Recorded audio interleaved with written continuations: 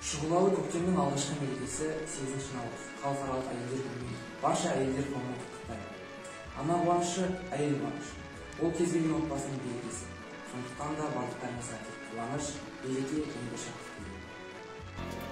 Асыл ана түсімде көрем сені, бұрынғыдай емессің неген сені. Мен білсем саған деген сағыныштың осынау ұзымы жерде жоқ өзені.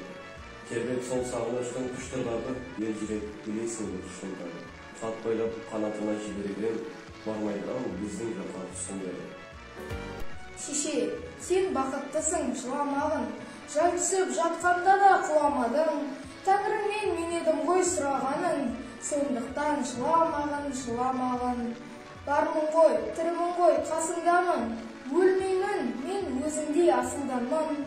Таусылып өз-өзіңмен шашылмағын, байырғы берекеңді қашырмағын. Батырда туған анадан, ақында туған анадан, ананың биік тұғыры, анадан туған бар адам. Пайғамбарымыз Мұхаммед ананы құрмет санаған, анаға мәңгі борыштай елдегі барлықтан адам.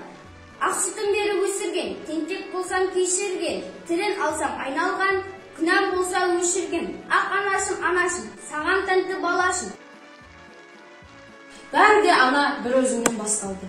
Сендеп жаздым алғашқы өлең дастанды.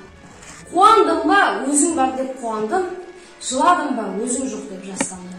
Бәрі де ана бір өзіңнен басталды. Жанарыңнан көрдім алғаш аспанды. Еркелесем бір өзіңе еркелеп, жасқандым ба, тек өзіңді жасқандым.